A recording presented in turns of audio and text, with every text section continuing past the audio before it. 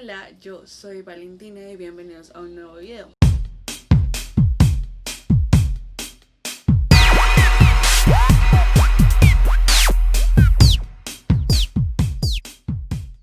Este video va a ser un poco diferente porque hoy hablaremos de un tema muy sonado en esta última semana, que es sobre el debate en el Senado de la cadena perpetua para violadores y asesinos de niños. Entonces, acompáñenme a mirar. Seguramente muchos de ustedes han visto estas noticias en los medios tradicionales. El gobierno llamó al Senado para que saquen adelante el proyecto de cadena perpetua para violadores y asesinos de menores de edad. Sin embargo, la iniciativa mantiene una gran polémica sobre el beneficio que representa para el país.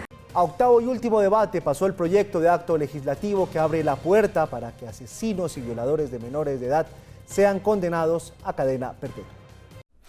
Hola y mucha atención que hace pocos minutos la Comisión Primera del Senado aprobó en séptimo debate la reforma que busca implementar en Colombia la cadena perpetua para violadores y asesinos de menores de edad. Una iniciativa que genera mucha polémica, pero es la primera vez que una reforma de este tipo llega tan lejos. Falta un solo debate en la plenaria del Senado para que se pueda modificar la Constitución y se implemente esta pena en el país. Pues bien, para empezar con este tema es necesario saber qué es la cadena perpetua y por qué en Colombia hay pues tanta polémica por este tema.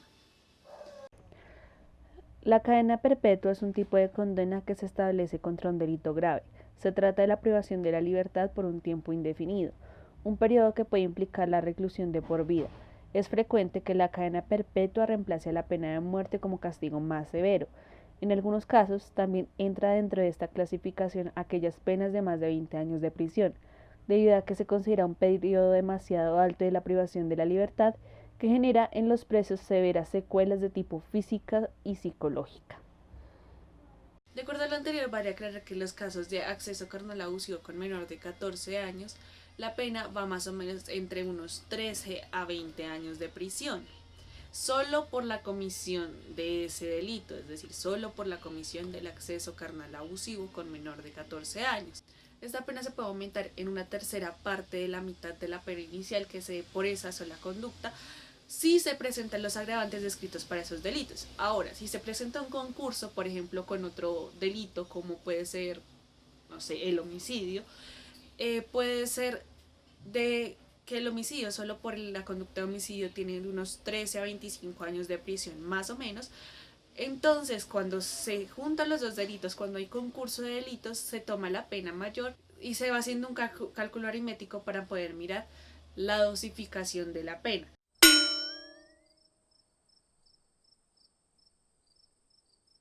Sí, sé que puede sonar un poco confuso, pero el caso es que no puede ser la pena mayor a 60 años de prisión según la ley actual. Ahora bien, el proyecto que se está debatiendo actualmente en el Senado no es tan lindo como lo pintan, ya que no es para todos los casos de violación y solo se dará para los casos que cumplan con los agravantes anteriormente mencionados. Entonces no es como que todos los violadores de niños van a cumplir con cadena perpetua, porque todos los casos son diferentes. Por ese lado ya es una mentira el proyecto de ley. Ahora, para los casos en los que no se presentan agravantes, se propone que la pena sea de 25 años de prisión y no de 20 años como se está estableciendo en la norma actualmente. Voy a hacer un paréntesis muy importante en este punto, y es que esta pena o esta ley no aplicaría para personas como Garavito o Rafael Uribe Noguera, el asesino de Juliana Zamboni, ya que la ley aplicaría solamente a casos futuros después de firmada y redactada y, mejor dicho, aprobada la ley. Entonces, para casos pasados, como pueden ser estos casos, no aplicaría esta ley y se seguiría aplicando la norma actual. O sea, esas personas siguen siendo juzgadas bajo la norma actual.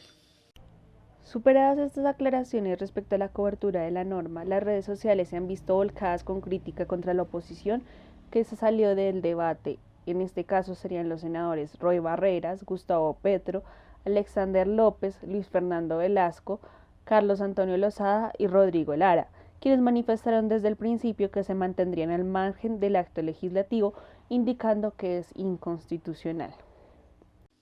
Obviamente han salido muchas personas a decir que estas personas son guerrilleros, que son izquierdosos, que son violadores y que pues posiblemente cometieron esta clase de conductas, pero pues ese no es el tema aquí y no es el punto. El punto es aclarar por qué es inconstitucional y por qué estas personas se rehusaron a manifestarse respecto a este acto legislativo. Entonces ustedes se preguntarán, ¿por qué es inconstitucional? Para esto nos vamos a remitir a la Constitución Política de 1991, en el artículo 12 que se encuentra en el título 2 sobre los derechos, garantías y deberes, en donde indica que nadie puede ser sometido a penas crueles, inhumanas o degradantes. Ahora, ustedes se imaginan, teniendo la situación carcelaria en este país, lo inhumano que puede ser tener a una persona en cadena perpetua.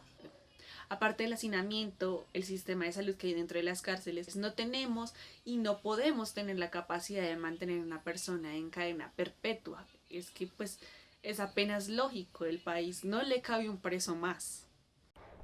Otro punto del por qué es inconstitucional es porque en el artículo 34 de la Constitución quedan prohibidas las penas de destierro, la prisión perpetua y la confiscación. Y para los que dicen que también debería existir la pena de muerte, les recuerdo que el derecho a la vida es inviolable, por lo cual el mismo artículo 11 prohíbe la pena de muerte. Entonces es inconstitucional por donde se le vea. Superadas ya las aclaraciones como tal de la Constitución, hay algo que se llama el bloque de constitucionalidad. Este es y está compuesto por aquellas normas y principios que, sin aparecer formalmente en el articulado del texto constitucional, son utilizados como parámetros del control de constitucionalidad de las leyes, por cuanto han sido normativamente integrados a la Constitución por diversas vías o por mandato de la propia Constitución. Son, pues, principios y reglas de valor constitucional. En pocas palabras, el bloque de constitucionalidad es donde se encuentran los tratados internacionales, los convenios internacionales y los acuerdos internacionales que rigen como ley para Colombia, y no solo como ley, sino se aplica como reglamento constitucionalidad y ayudan a hacer un control constitucional de las normas y las leyes que se aplican dentro del país. Además, tienen prevalencia dentro de la Constitución y entre las normas nacionales según el artículo 93 de la Constitución Política de Colombia. Respecto a estos tratados nos referimos a la Declaración Universal de los Derechos Humanos, al Pacto Internacional de los Derechos Civiles y Políticos, a la Convención Americana sobre los Derechos Humanos, a la Declaración Americana sobre los Derechos y Deberes del Hombre y a los Principios Generales de las Naciones Unidas para el tratamiento de las personas privadas de la libertad. Ya en mi opinión hay que pensar en una reparación integral a las víctimas de estos delitos, realizar reformas a cómo se está manejando la justicia y prevenir la impunidad de los delitos, ya que en realidad lo que va a evitar que se sigan cometiendo delitos no es la agravación de las penas, sino la eficacia de la justicia al tratar los delitos específicamente sin que queden impunes. Además, hay que empezar a escuchar a los niños porque muchas de estas cosas que pasan no se cometen por alguien externo a la familia, se cometen dentro de los mismos núcleos familiares. Entonces nos toca dejar de ser cómplices silenciosos y empezar a creerle a los niños.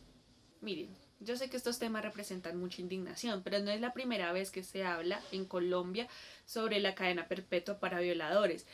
Esta señora Gilma Jiménez se dedicó prácticamente toda su vida, o lo que estuvo en la carrera política, a hacer campaña para que aprobaran la ley.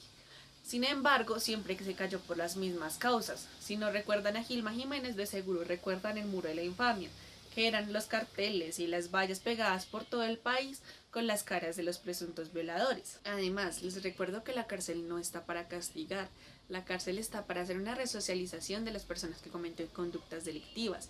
El hecho de tratar de aumentar las penas no es nada más que populismo punitivo, porque no van a resocializar a los delincuentes y no se están preocupando por los problemas de fondo, que es prevenir la criminalidad y prevenir estos casos de violencia. Si te gustó este video, no olvides suscribirte y darle like. Y cuéntanos, ¿tú qué piensas acerca de la cadena perpetua para violadores y asesinos de niños? Puedes dejárnoslo en la caja de comentarios.